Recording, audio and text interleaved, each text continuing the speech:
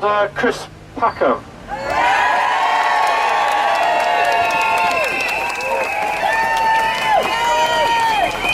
Good afternoon, everyone. My name is Chris Packham, and I'm here not because I'm motivated by my class or yours, not because I'm motivated by politics, but because I'm motivated by the fact that I'm sick and tired of criminality and cruelty in our countryside. I'm going to speak to you briefly about fox hunting, and briefly about the badger cull, and more extensively about the plight of our hen harriers on driven grouse moors. And the reason for my brevity over the first two topics is that subsequent speakers will be covering those in detail, and I don't need to. But before I get started, can I ask you to put your hands together, please, for a young man called Finlay Wild. Now, Finlay Wild has organised a thunderclap that went out at lunchtime today to 10 million people. Let's hear it for Finlay.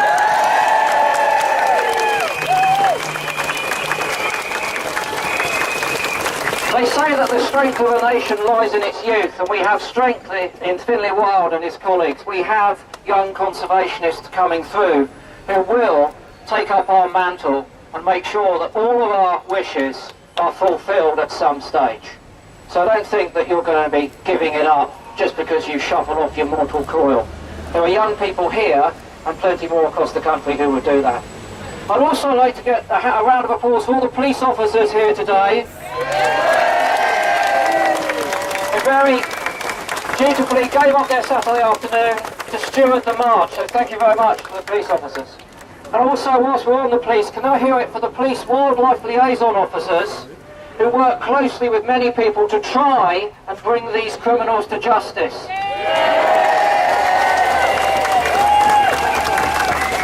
These officers are under-resourced, overworked, and face enormous difficulties in the fields, some of which you will appreciate. So thank you very much to those people. Now, fox hunting. Today is the start of the Premiership football season. That is sport. Killing animals for pleasure is not sport. It's something which is no longer acceptable in our countryside to 84% of the people in the UK. We are secure here today in our wishes because we are backed by a democratic majority of people. We know we will win this argument. We have 84% of the UK population behind us. It's only a matter of time.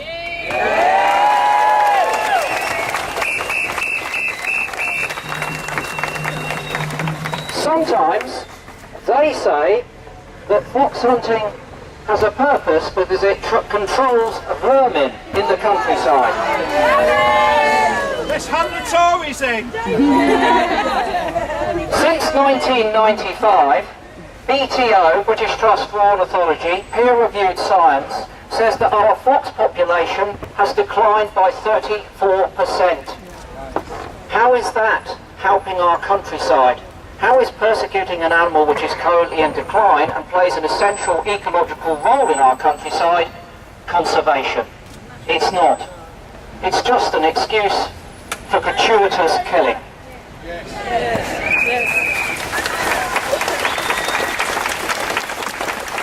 They sometimes say, it's a tradition. Slavery was a tradition. Racism was a tradition. Homophobia was a tradition. We haven't quite got rid of all of them, but we are justifiably trying to get rid of these abhorrent, out-of-date ideas. The idea that in the 21st century it's appropriate to charge around the countryside tearing animals to pieces with dogs is wrong, pure and simple.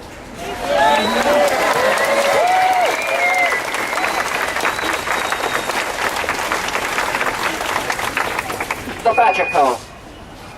Again, we stand here secure because the science says it doesn't work. The science. conducted by top quality, independent scientists, the best in the world actually, peer-reviewed and published. And it says the badger cull is not the way to combat BTB. How can we lose this argument? Why are we losing this argument? Simple. Our governments are not making evidence-based decisions. They're making politically based decisions which suit them and some of their lobbyists. So once again, we have to fight against this. And we're winning that fight. They're still culling, but I'm standing here and counting. And there's a huge number of people who've given up their afternoon to come and make the public continually aware of this travesty that's taking place in our countryside. So thank you very much for continuing to raise this hideous issue.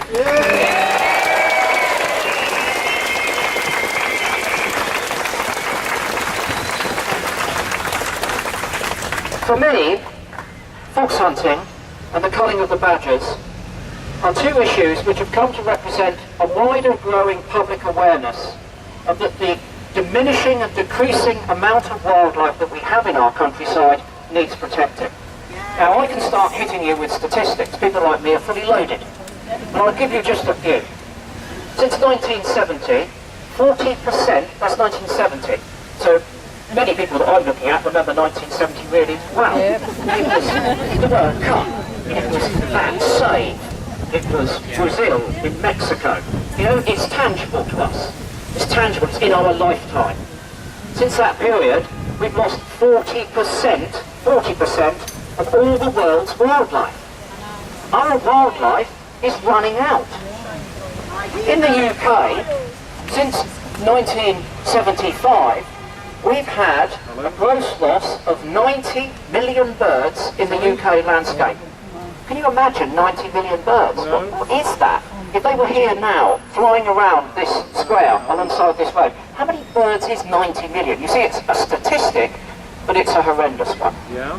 In fact, the net loss is in the region of 40 to 50 million birds because they're topped up every year by 53 million non-native ring-necked pheasants being released into the countryside so that they can be killed.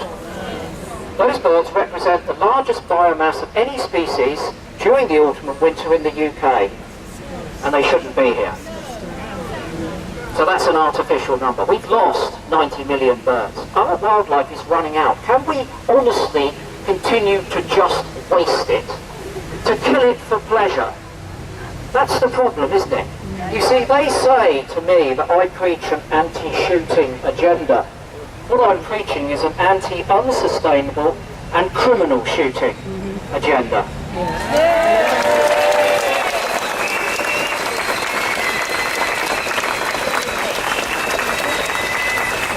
I feel secure and positive and optimistic that, as my t-shirt says, killing wildlife for fun is a dying business.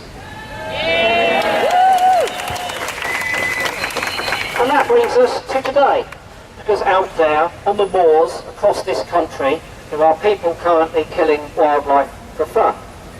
And that comes at an enormous cost to our environment. The uplands of this country are currently home to gunfire because of driven grouse shooting.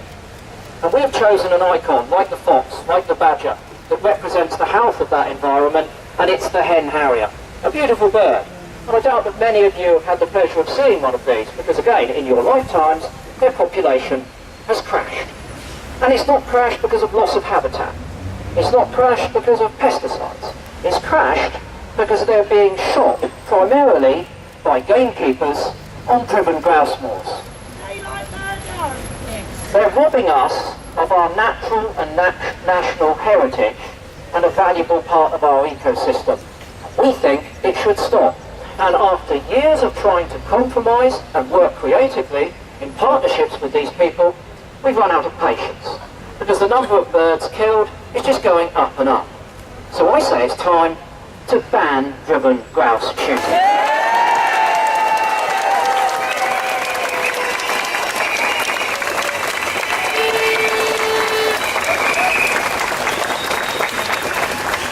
Again, allow me to make mine and our position clear here. There is no ambiguity. you go onto social media, you will see some footage released this week by the RSPB's investigation team, which clearly shows gamekeepers killing marsh harriers, a protected species, on a grouse moor. There is no ambiguity at all. We are satellite tracking these birds, and we are picking them up on grouse moors all over the UK where they've been shot or poisoned. There's nowhere to hide.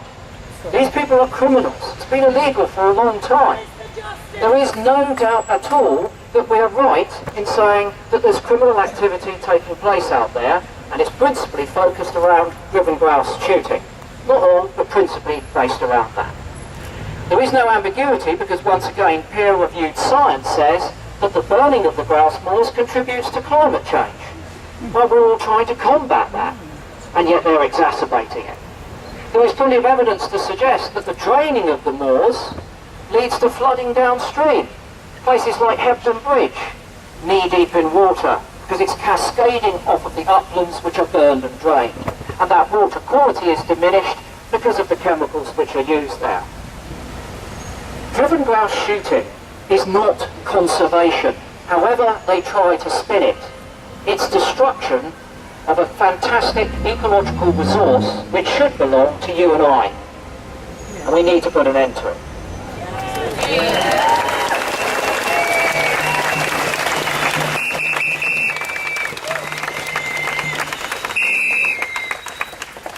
So, are we winning? Yes, we are. Finley's thunderclap, 10 million. A debate in Parliament. Many more people across the UK, in newspapers today, on websites today. It's not all about the glorious 12th any longer. It's more about the inglorious 12th.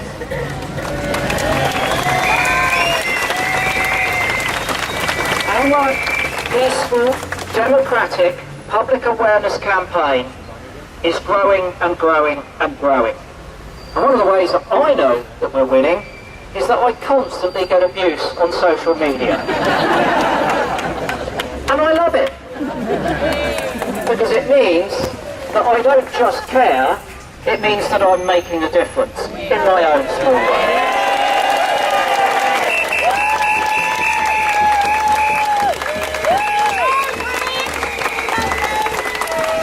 I speak to you as a knowledgeable, sophisticated audience, not a bunch of ignorant serfs from yesteryear. When these people tell us that they're conservationists, when they try to tell us that their practices lead to increases in wading birds, that means that they've read page 3 of the Ladybird Book of Ecology. Yippee-yi-yi! It's fairly obvious if you kill all the foxes, all the stoats, all the weasels, all the hen harriers, all the peregrines, every predator on a piece of land, those birds will breed more successfully. But had they got to page 4 of the Ladybird Book of Ecology, they would have realised that predators play an intrinsically important role in the ecology of our landscape. And if you remove them, that isn't sustainable, and that landscape will begin to decay. It will change its shape and its form, and those waders won't prosper for long. Frankly, folks, we don't even need to think about their lies, because they're pretty pathetic.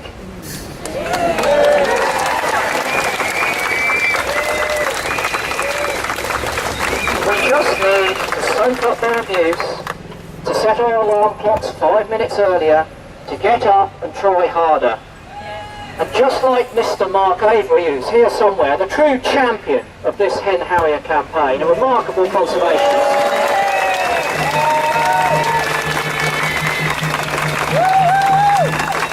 just like Mark, I feel confident that driven grouse shooting has less than 10 years in the form that we see it today.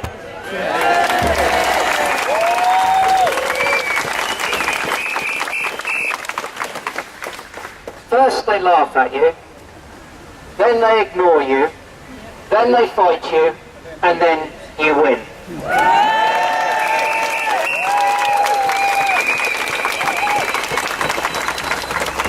Today they're fighting because they're in a corner. They're losing badly. Tomorrow we win. Thank you.